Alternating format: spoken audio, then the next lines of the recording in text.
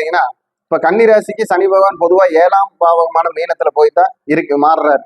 அப்ப இந்த 7ஆம் பாவகம் மீனத்தில் போய் இருக்கும் பொழுது அவர் பார்க்கக்கூடிய இடம் என்னன்னு பாத்தீங்கன்னா கன்னிராசிக்கு 9ஆம் பாவகத்தையும் கன்னிராசிக்கு 9ஆம் பாவகத்தையும் தன் ராசியையும் 1, 9, 4 இந்த மாதிரி 1, 4, 9ங்கிற இந்த 3 பாவத்தையும் பார்க்கிறார்.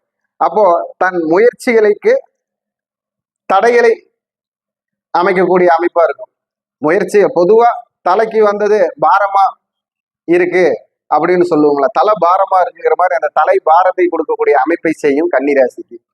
அதே மாதிரி வண்டி வாகனம் வீடு சொத்து சுகம் இது சம்பந்தப்பட்ட பிரச்சனைகள் கண்டிப்பால வரும்.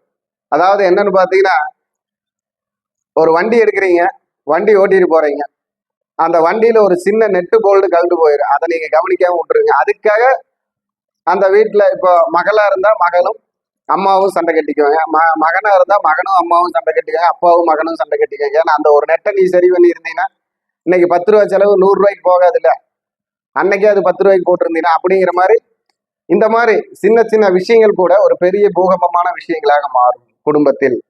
தொழில் விஷயத்துல கன்னிராசிக்காரங்களுக்கு எல்லாம் பாத்தீங்கன்னா ஒரு நல்ல மன திருப்தி இருக்காது, தொழிலை இயக்கிறதுக்கு உண்டான பாக்கியம் கம்மியா இருக்கும். அந்த தொழிலுக்கு மாறுறது இந்த தொழிலுக்கு மாறுறது, ஒரு நிலையான தொழில் அமைப்புங்கிறது வந்து பொதுவா புதிய விதத்துல தொடங்குறவங்களுக்கெல்லாம் கஷ்டமா இருக்கும் அப்படின்னு சொல்லலாம். அதே மாதிரி 4ஆம் பாவம் 9ஆம் பாவம் சம்மந்தப்படுறதுனால இந்த வீடு நம்ம வந்து இடிச்சிட்டு கட்டுறது, வீட்டு பேர்ல லோன் வாங்கிட்டு அப்புறம் அந்த லோனுக்காக நாம வந்து கட்டுறதுக்கு கஷ்டப்படுறது, வீட்டு வேலையை பாதியில நிறுத்தி வைக்கிறது, மன வாழ்க்கை பாதிப்பு, திருமண வாழ்க்கையில ஏதாவது பாதிப்பு வர்றது, இந்த மாதிரி விஷயத்தையெல்லாம் சந்திக்க வேண்டியதா இருக்கும்.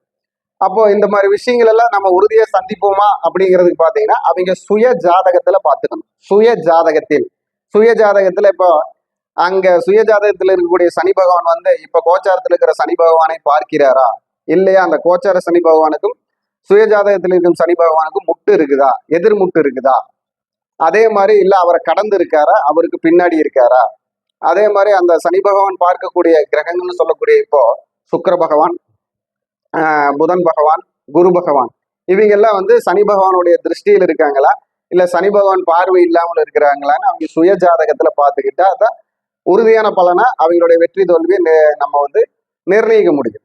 ஏன்னா ஒரு ஜாதகத்தில் 50 லட்சம் பேர் பிறக்கிறாங்க, ஒரு ராசியில 50 லட்சம் பேர் பிறக்கிறாங்க. இப்போ கன்னி ராசின்னு பார்த்தா 50 லட்சம் பேர் இருப்பாங்க. இந்த 50 லட்சம் பேருக்கு ஒரே விதமான பலன் நம்ம சொல்ல முடியாது. அப்போ அவரவர்களுக்கு பலன் மாறுபடும். அதை அவங்க சுய ஜாதக பிரகாரம் நம்ம எடுத்து சொல்லி வழி நடத்த முடியும். அதை வந்து அவங்க ஜாதகத்தில் பார்த்து கொள்ள வேண்டும். அப்படி பார்க்கும் பொழுது நம்ம இப்ப சொன்ன விஷயத்துல வெற்றியா தோல்வியா நல்லதா கெட்டதாங்கிறதெல்லாம் முடிவாயிடும். இருந்தாலும் சனி பகவான் இப்ப அவங்கள ஒரு கடினமான சோதனைக்கு கொண்டு வரக்கூடிய காலங்களை தான் நிர்ணயிக்க போறார். அந்த கடினமான சோதனைகள் சின்னதாகவும் இருக்கலாம், பெருசாகவும் இருக்கலாம், பொடி பொடியா போகக்கூடிய பிரச்சனையாகவும் இருக்கலாம். அது அவங்களுடைய சூழ்நிலைகளுக்கு தகுந்த மாதிரி இருக்கும். இருந்தாலும் பொதுவா கேஸ் நடக்கிறவங்க ஜாக்கிரதையா இருக்கணும். இப்போ குடும்ப வழக்கு நடக்கிறவங்க ஜாக்கிரதையா இருக்கணும். கணவன் மனைவிக்குள்ள பிரச்சனை நடக்குது, இல்ல கணவன் மனைவிக்குள்ள வாக்குவாதம் வர்றதை விட ஜாக்கிரதையா இருக்கணும்.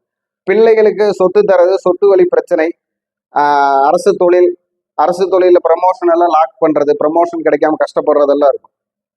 அதுக்கு இது எக்ஸ்ட்ரா அவங்களுக்கு சப்போர்ட்டா இருக்கும் இந்த ப்ரமோஷன் கிடைக்காம பண்றதுக்கு. அதனால ஜாக்கிரதையா நம்ம வந்து செயல்படணும். அதே மாதிரி ஒரு வீட்டுல ஏதாவது ஒரு பணி வேலைகளை வந்து நம்ம தொடங்கிக்கிட்டே இருக்கக்கூடிய சூழ்நிலையா இருக்கு. அதே மாதிரி எலக்ட்ரானிக் இந்த மாதிரி விஷயத்துல தான் ஜாக்கிரதையா இருக்கணும். இப்போ பொதுவா அவங்களுடைய அமைப்பு பார்த்தீங்கன்னா எல்லா விஷயத்திலையும் ஜாக்கிரதையா இருக்கணும்.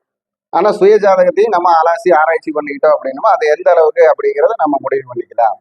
அப்போ உங்களுடைய வெற்றிக்கு உறுதுணையும் கிடைக்கும், அந்த வெற்றிக்கு உங்களுக்கு ஒவித்திரவும் கிடைக்கும். உங்களுக்கு ஆபத்து பண்றவங்களும் இருப்பாங்க, உதவி பண்றவங்களும் இருப்பாங்க. ஜாக்கிரதையா இருக்கணும் அப்படின்னு தான் நம்ம சொல்லணும். அப்போ கன்னி ராசிக்காரங்களுக்கு கவனம் தேவை. பொதுவா நல்ல கவனம் வேணும். அப்போ ஒரு வெற்றி கிடைக்கிறதுக்கு நம்மளால முன்னாடி முயற்சி பண்ணி போக முடியும் அப்படின்னு சொல்லலாம். இப்போ இதுல எல்லாம் அரசாங்க உத்தியோகத்தில் இருக்கிறவங்கெல்லாம் இந்த தடவை கன்னி ராசிக்காரங்க ரொம்ப கவனமா இருக்கணும். அதே மாதிரி அதிகார வர்க்க உத்தியோகத்தில் இருக்கிறவங்களும் கொஞ்சம் கவனமா இருக்கணும். வண்டி வாங்கின டிரைவரா இருக்கிறவங்க எல்லாம் கவனமாக இருந்து செயல்படணும். இது அவங்க சுயஜாதகத்துல பலமா இருந்தா அவங்களுக்கு யோகமா இருக்கு, பலம் கம்மியா இருந்தா அவயோகமாக இருக்கும். அந்த விஷயமெல்லாம் உங்களுக்கு வெற்றி தருமான நம்ம ஜாக்கிரதையா தான் பார்த்துக்கணும்.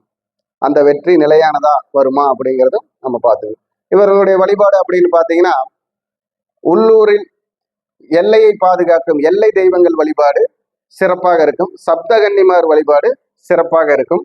அதே போல இவர்கள் வந்து பார்த்தீங்கன்னா, சாலையோரம் இருக்கும் தர்மம் கேட்பவர்களுக்கு, வயதானவர்களுக்கு நல்ல சாப்பாடு வாங்கி தரது, ஆரோக்கியமான சாப்பாடு முடிஞ்ச வரைக்கும் ஒரு 10 பேர்த்த உட்கார வச்சு தலைவேலை இலை போட்டு சாப்பாடு போட்டு அந்த இலைகளை இவங்களே சுத்தப்படுத்தி அப்புறப்படுத்திட்டு வரணும். அப்படி வர்றப்போ இவங்களுக்கு அந்த ஐஸ்வர்யத்தினால அவங்களுடைய தோஷங்கள் விலகும், அவங்களுடைய செயல்கள் வெற்றி பெறும். அதே மாதிரி எல்லை தெய்வ வழிபாடு, எல்லை கோயில்களை சுத்தம் செய்வது இது எல்லாமே வந்து அவங்களுக்கு வெற்றியை தரும். வணக்கம்.